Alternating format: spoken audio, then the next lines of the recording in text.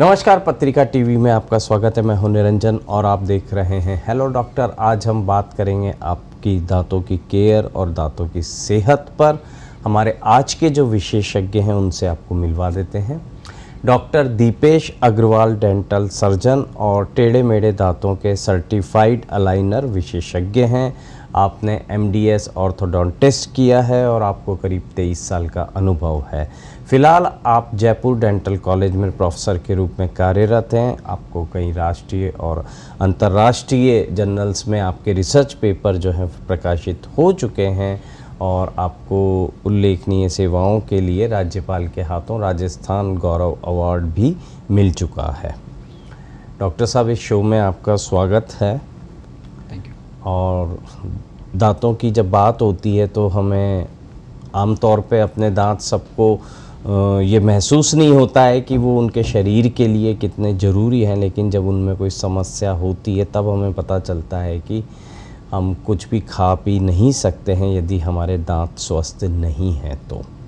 तो दांतों के बारे में हम सामान्य रूप से ये समझना चाहते हैं कि बचपन से लेके बुढ़ापे तक दांतों का हमारे शरीर के साथ क्या जुड़ाव रहता है, उनकी क्या भूमिका होती है। देखिए, जब से हमारे दांत आना शुरू होते हैं, जैसे कि बचपन से ही, तभी से हमें अपने दांतों की देखभाल करना चाहिए। जैसे कि हम जैसे छोटे बच्चे होते हैं उनमें दांतों की समस्या ज़्यादा होती है आजकल, क्योंकि वो मीठा वगैरह ज़्यादा खाते हैं, ब्रश प्रॉपर नहीं कर पाते हैं। तो पेरेंट्स का ये दायित्व रहता है कि अपन को उनके दांतों की ब्रशिंग प्रॉपर होनी चाहिए।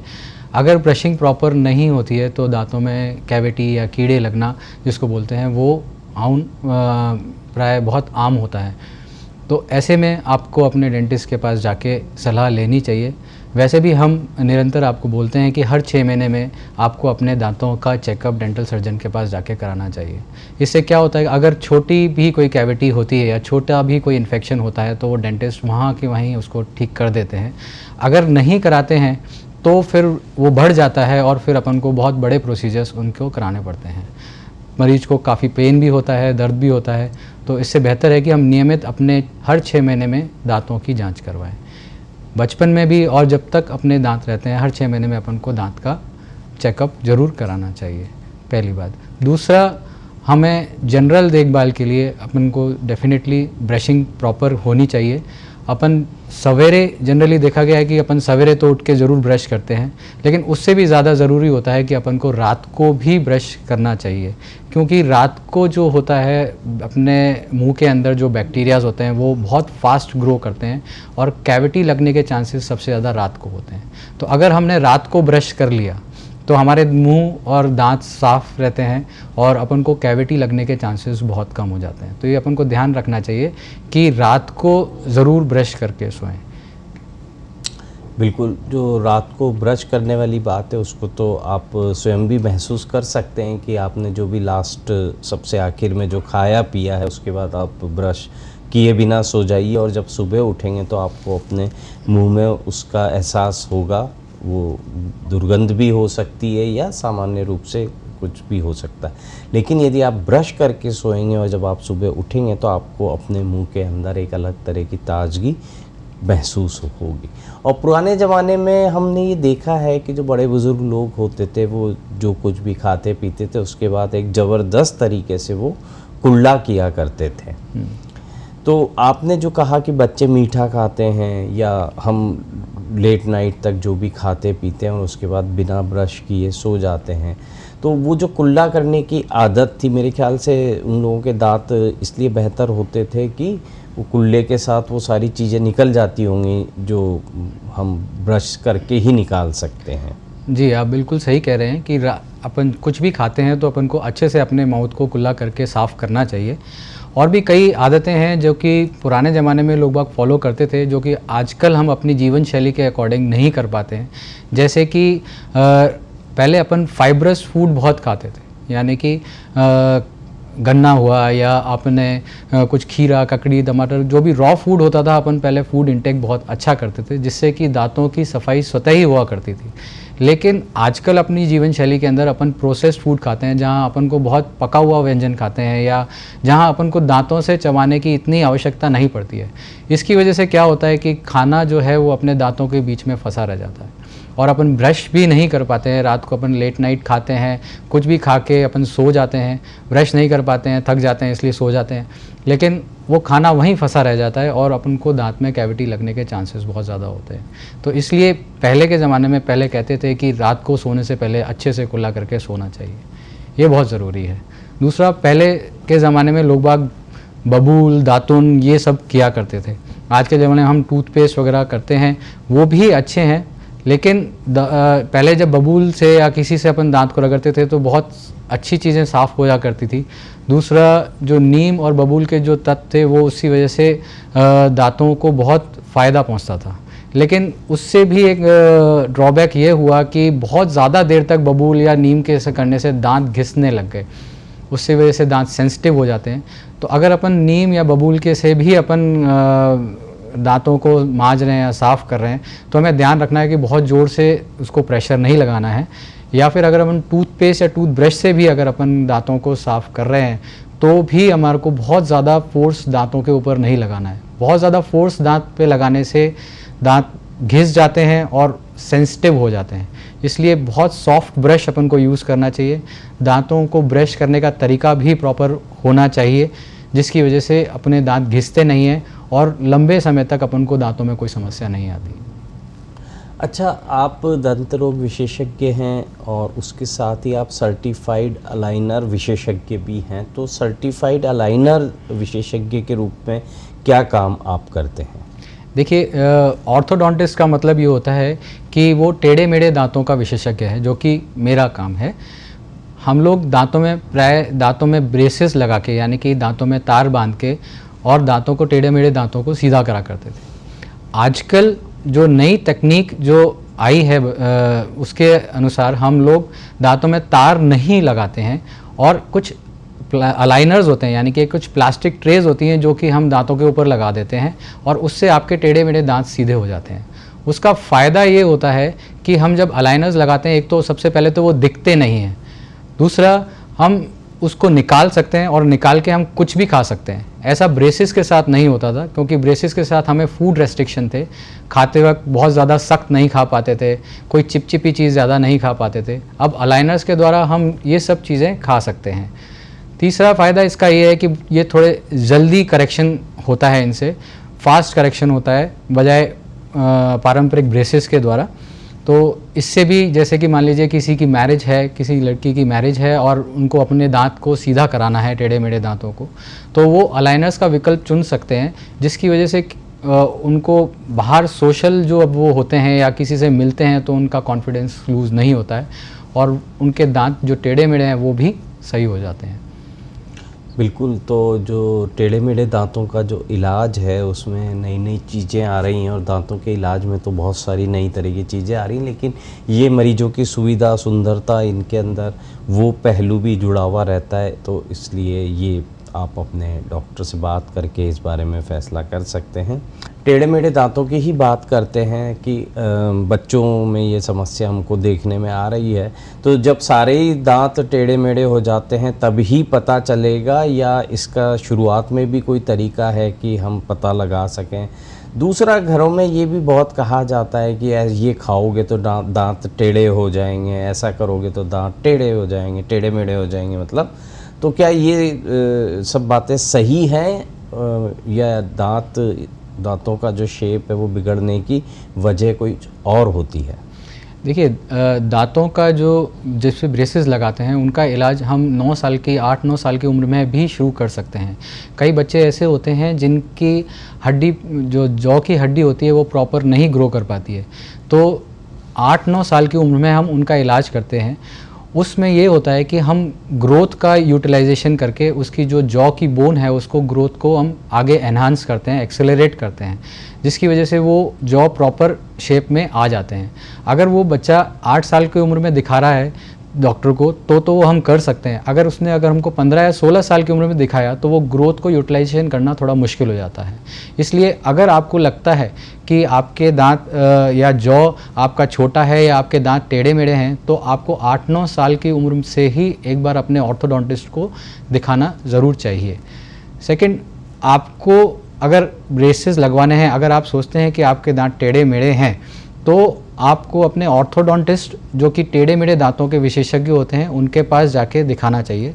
डॉक्टर आपको कई विकल्प बताएंगे, जैसे कि आजकल मेटल वाले तार भी लगते हैं, दांत जैसे रंग के तार भी लगते हैं जो कि कम दिखाई देते हैं, या फिर जैसे कि मैंने पहले बताया अलाइनर्स होते हैं जिसमें तारों का इस्तेमाल ही नहीं होता है। तो ये कुछ विकल्प हैं जहां आप अपने टेढ़े मेढ़े दांतों को इलाज करा सकते हैं। देखिए, अगर आपको लगता है कि आपके दांत टेढ़े मेढ़े हैं, तो जब आप हंसते हैं या मुस्कुराते हैं या किसी के सामने बातचीत करते हैं तो आपका कॉन्फिडेंस जो है वो कम होता है। आपको लगता है कि मैं ज़्यादा दांत दिखाऊंगा या मैं ज़्यादा हंसूंगा तो सामने वाले को मेरे को अच्छा नहीं दिखूंगा। तो कॉन्फिडेंस गेन करने के लिए भी आपके टेढ़े मेढ़े दांतों का इलाज होना आवश्यक है। दूसरा, अगर आप टेढ़े मेढ़े दांतों का इलाज नहीं कराते हैं तो आपकी ब्रशिंग हैबिट्स पे भी वो फ़र्क पड़ता है। आपका ब्रशिंग प्रॉपर नहीं हो पाता है, जिसकी वजह से आपका दांत में खाना फंसा रह जाता है और आपको कैविटीज़ लगने के चांसेस बहुत ज़्यादा होते हैं। तो इस कंडीशन के अंदर आपको अपने ऑर्थोडोंटिस्ट को दिखाना चाहिए और वो आपको अलग अलग विकल्प देंगे, और जो आपको विकल्प अच्छा लगता है आप उसके अनुसार अपने टेढ़े मेढ़े दांतों का इलाज आप करा सकते हैं। वजह, कोई खास वजह होती है दांत टेढ़े मेढ़े होने की, या ये जन्म के साथ ही तय हो जाता है? जी, इसकी वजह भी होती है। देखिए, प्राय देखा गया है कि जो जॉ का साइज़, जो ऊपर के जॉ या नीचे के जॉ का साइज़ होता है उसमें अंतर होता है, जिसकी वजह से दांत टेढ़े मेढ़े हो जाते हैं। या फिर ऐसा होता है कि दूध के दांत समय से पहले गिर जाते हैं या फिर बहुत समय तक नहीं गिरते हैं। इन दोनों ही कारण में दांत, जो पक्के दांत आते हैं उनका आना एक तो डिले हो जाता है और उसकी वजह से वो टेढ़े मेढ़े भी आते हैं। तो जैसे कि 8-9 साल की उम्र में दूध के दांत गिरने लगते हैं और पक्के दांत आने लगते हैं। उस समय अगर अपन ऑर्थोडोंटिस्ट को दिखाते हैं तो वो आपको अच्छे से सजेस्ट कर सकते हैं कि इस दूध के दांत को अपन को निकलवा देना है, और ताकि पक्का दांत अपना प्रॉपर जगह पे आ जाए। अच्छा, जिन लोगों को लंबे समय से डायबिटीज़ है उन्हें किस तरह की समस्या दांतों संबंधी होती है या हो सकती है, और वे लोग जिन्हें अभी पता चला है कि उन्हें डायबिटीज़ हो चुकी है, तो वे भी अपने दांतों को बचाने के लिए क्या ध्यान रखें, किन बातों पर ध्यान देना चाहिए? देखिए, डायबिटीज़ का सबसे ज़्यादा असर मुंह पे पड़ता है। मुंह के अंदर अगर देखा जाए तो डायबिटीज़ अगर होती है तो यानी कि मुंह के अंदर शक्कर की मात्रा बहुत ज़्यादा होती है।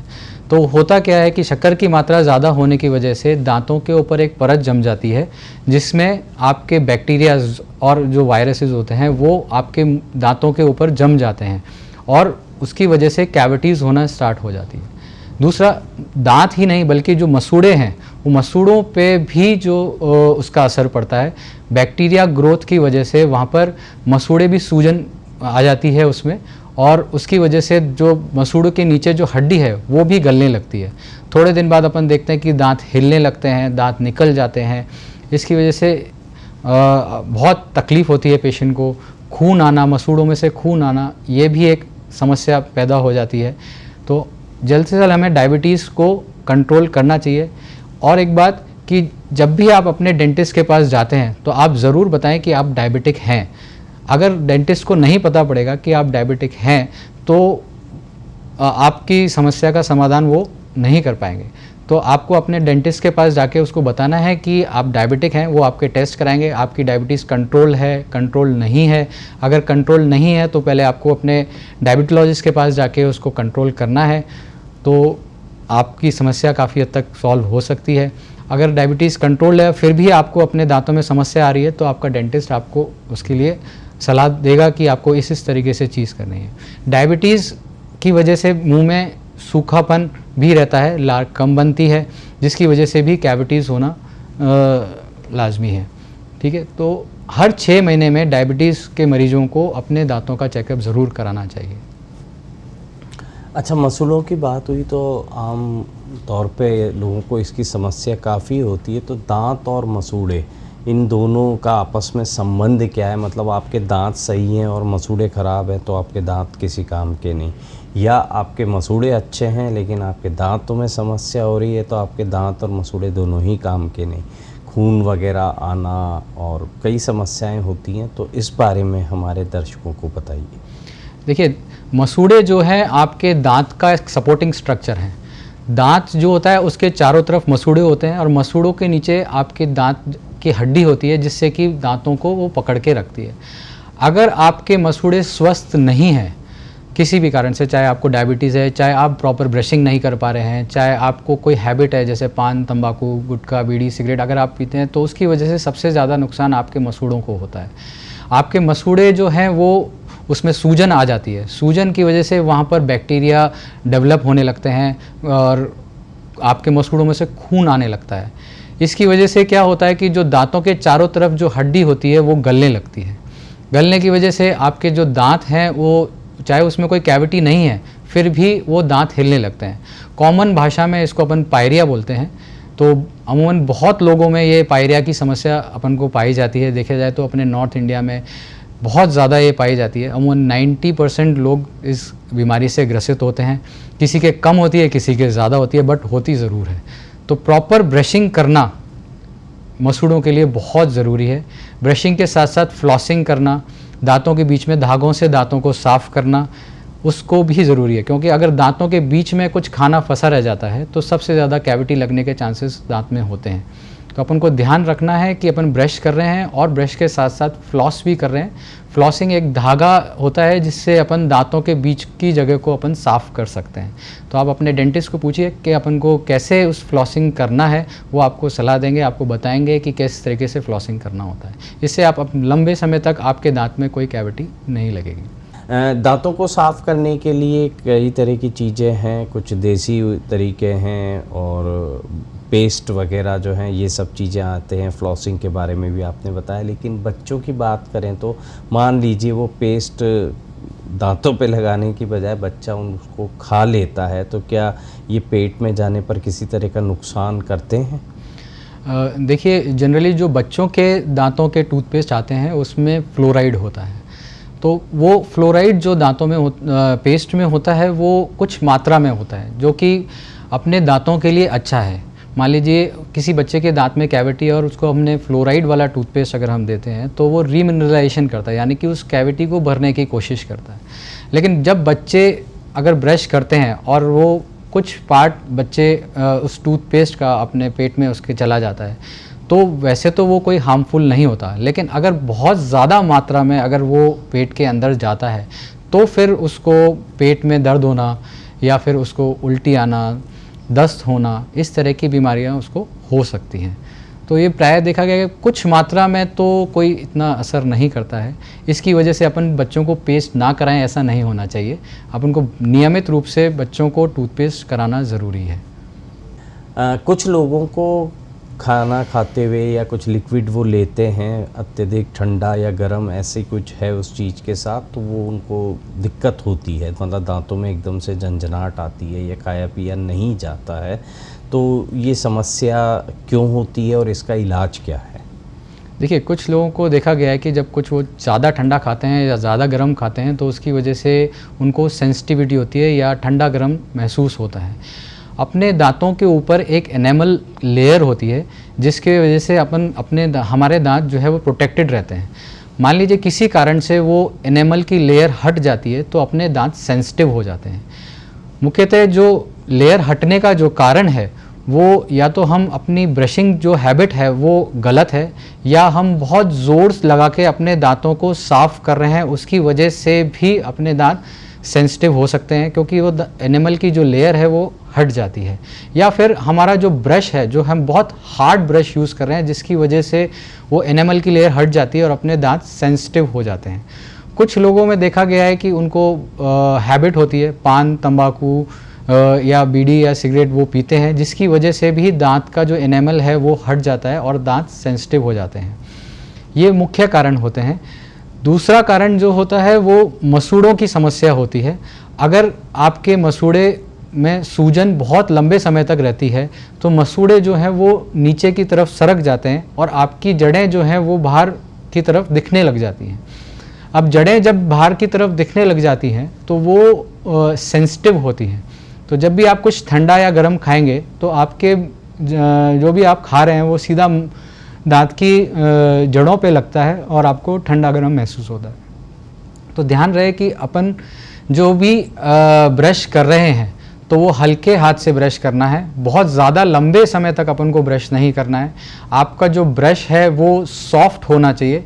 बाज़ार में जो भी ब्रश आता है उसके पीछे लिखा होता है सॉफ्ट, एक्स्ट्रा सॉफ्ट, तो जो सॉफ्ट ब्रश है वो ही यूज़ करना चाहिए। ब्रशिंग का जो टेक्निक है वो भी आपका प्रॉपर होना चाहिए। ऊपर से नीचे, नीचे से ऊपर आपको ब्रश करना चाहिए। इस तरीके से अपन करेंगे तो दांतों के ऊपर जो एनिमल है वो हटेगा नहीं और आपके दांत सेंसिटिव नहीं रहेंगे। अच्छा, हम ब्रशिंग टेक्निक और दांतों और मसूड़ों इन सब की बात कर रहे हैं, लेकिन आजकल इंटरनेट और सोशल मीडिया पे ऐसे बहुत सारे वीडियोस और जानकारी उपलब्ध रहती है जिसमें दावा किया जाता है कि ये नुस्खा आजमा लीजिए और आपके कुछ ही मिनटों में या एक ही दिन के अंदर, 3 दिन के अंदर आपके दांत बिल्कुल झकाझक वाइट हो जाएंगे। बेकिंग पाउडर के साथ उसमें बहुत सारी चीज़ें बताते हैं। तो क्या ये नुस्खे जो हैं ये कारगर रहते हैं, और यदि ये कारगर नहीं हैं तो फिर पीले पड़ चुके या गंदे हो चुके जो दिखते हैं धब्बे वाले दांत, उनको कैसे हम चमका सकते हैं? देखिए, बाज़ार में कई टूथपेस्ट ऐसे अवेलेबल हैं जो ये दावा करते हैं कि आपके दांत सफ़ेद हो जाएंगे अगर आप ये वाला टूथपेस्ट यूज़ करेंगे, लेकिन ऐसा नहीं है, है ना। आपके दांत का जो पीलापन है या तो वो आपका नेचुरल टूथ कलर है, जिसमें कि आप देखें कि आप कई कहते हैं कि मेरे दांत पीले हैं, तो वो हो सकता है कि वो आपका नेचुरल टूथ कलर ही है। अगर वो नेचुरल टूथ कलर ही है तो आपको अपने डेंटिस्ट को दिखाना चाहिए। वो सफाई से या टूथपेस्ट से नहीं जाएगा, उसके लिए कुछ अलग प्रोसीजर्स होते हैं जिसको अपन वीनियर्स बोलते हैं, या फिर एक प्रोसेस होता है जिसको बोलते हैं ब्लीचिंग, जिससे क्या होता है कि अपन दांत के जो ऊपरी सतह, जो पीली सतह है, उसको अपन सफ़ेद करने में सक्षम हो जाते हैं।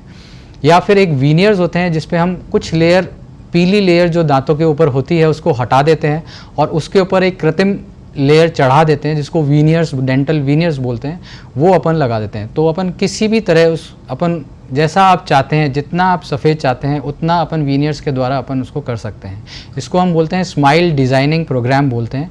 आपने देखा होगा कई फिल्म एक्ट्रेसेस होते हैं या कुछ बड़े सेलिब्रिटीज़ होते हैं जिनके दांत हमेशा सफ़ेद रहते हैं और चमकते रहते हैं। आप भी चाहते हैं कि आपके दांत भी सफ़ेद रहें और उनके जैसे अच्छे बने, तो वो जनरली देखा गया है कि वो वीनियर्स के द्वारा अपन उसको कैसे भी स्माइल को डिज़ाइन कर सकते हैं। तो आपको अपने डेंटिस्ट से सलाह करनी चाहिए। अगर आप चाहते हैं कि आप भी वैसी स्माइल चाहते हैं तो आप अपने डेंटिस्ट से सलाह कीजिए। दूसरा, जो अपनी हैबिट होती है, जैसे कि आपको तंबाकू या पान मसाला खाने की हैबिट है, उसकी वजह से भी दांत पीले होते हैं। तो आपको अपने डेंटिस्ट के पास जाके अपने दांतों की निरंतर सफाई करानी चाहिए। पहले तो अपने आपको ये हैबिट छोड़ ही देनी चाहिए, और अगर आप छोड़ना चाहते हैं और आपके दांत पीले हैं तो अपने दांतों को सफाई कराने से भी वो पीलापन हट जाता है। बहुत दिनों तक अगर अपन ने सफाई नहीं कराई है, मान लीजिए, तो वो पीलापन सख्त हो जाता है, तो वो और पीला दिखने लगता है, जिसकी वजह से भी आपको लगता है कि मेरे दांत पीले हैं और मुझे ये टूथपेस्ट इस्तेमाल करना चाहिए। बट ऐसा नहीं है। आपको अपने दांतों की सफाई भी अगर आप कराते हैं तो वो दांत साफ़ हो जाते हैं, सफ़ेद दिखने लगते हैं। तो नियमित रूप से अपनी दांतों की सफाई भी बहुत ज़रूरी है। अच्छा, दांतों को देखभाल के लिए आप जो तरीके बता रहे हैं वे तो हम सबको करने ही चाहिए, लेकिन कुछ ऐसी चीज़ें जो हम आम तौर पर अपने रोज़मर्रा के जीवन में कर सकते हैं अपने दांतों को मजबूत बनाए रखने के लिए, उन्हें चमकदार बनाए रखने के लिए, और यदि किसी वजह से कोई अचानक से दर्द वगैरह हो जाता है तो उस स्थिति के लिए भी कुछ घरेलू उपाय आप बता सकते हैं? देखिए, आप जब भी आप खाना खाते हैं तो आपके खाने के अंदर फाइब्रस फूड का इंटेक बहुत ज़रूरी है। उससे क्या होता है, अगर आप जैसे फाइब्रस फूड खाते हैं, जैसे कि आप खीरा, टमाटर, ककड़ी, ये सब चीज़ें खाते हैं, तो वो एक सेल्फ क्लींजिंग मेथड होते हैं।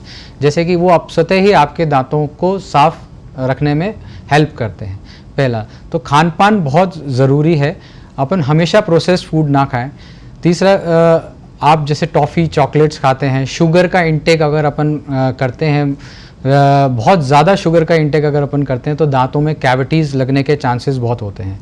तो अगर आपने खाया भी है, अगर आपने चॉकलेट खाया है या कोई आप फास्ट फूड खा रहे हैं, जंक फूड खा रहे हैं, तो भी आपको घर आके तुरंत आपको अपने दांतों को ब्रश करना चाहिए, जिससे कि जो भी दांत खाना फंसा रह गया है या कोई मीठा फंसा रह गया है तो वो साफ़ हो जाता है, जिसकी वजह से दांत में कैविटी लगने के चांसेस बहुत कम हो जाते हैं।